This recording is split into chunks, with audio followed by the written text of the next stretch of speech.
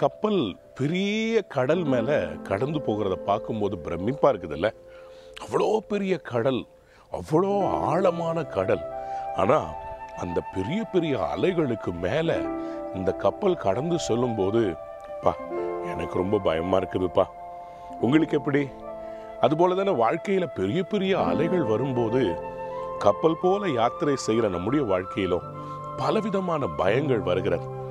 அன்பார்ந்தவுடைய பிள்ளைகளே, இந்த கப்பலை மூழ்கடிக்க யாராலையும் முடியாது, கடவுளாலேயே முடியாதுன்னு சொல்லி RMS டைட்டானிக் என்ற கப்பலை கட்டியவர் சொன்னாராம். 1912ஆம் வருடத்துல இந்த கப்பலை இங்கிலாந்தில் இருக்கிற சவுத்தாம்ப்டன்ல இருந்து நியூயார்க் என்கிற அந்த பெரிய மாநகரத்திற்கு அமெரிக்காவுக்கு அனுப்பி வைத்தார்கள்.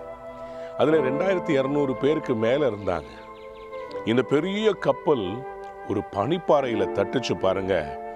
வெளியில இருந்த தண்ணி எல்லாம் கப்பலுக்கு உள்ள வந்து கப்பல் இரண்டாக முறிந்து அதுல ஏராளமான பேர், கிட்டத்தட்ட 1500 பேர் அந்த கப்பல்ல இறந்துட்டாங்கன்னு சொல்றாங்க.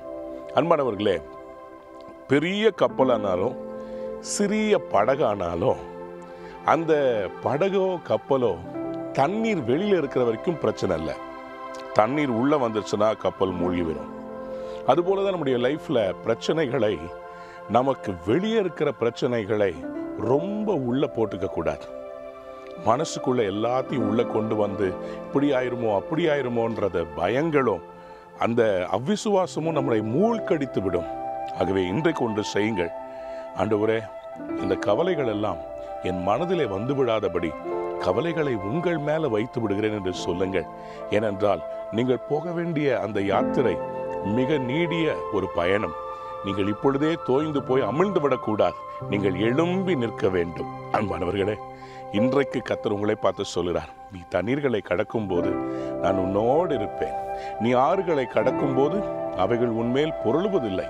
ஏசாயா 43:2 வாக்கியத்தின்படி இன்றைக்கு கடவுள் உங்களை பார்த்து சொல்லுகிறார், நீ கடந்து போகிற அந்த யாத்திரையில இந்த தண்ணீர் உன்னை மேற்கொள்ளாது. நான் உன்னை பாதுகாப்பாக கொண்டு செல்லுவேன். நீ மூழ்க மாட்டாய். நீ எழும்பி பிரகாசிப்பாய். அக்கறையை போய் சேருவாய். கடவுள் இந்த நாளில் உங்களை ஆசீர்வாதமாக வைப்பார். நீங்கள் சேர வேண்டிய துறைமுகம், உங்க டெஸ்டினியை நீங்க போய் நிச்சயமா அடைவீர்கள். God bless you. Have a wonderful day.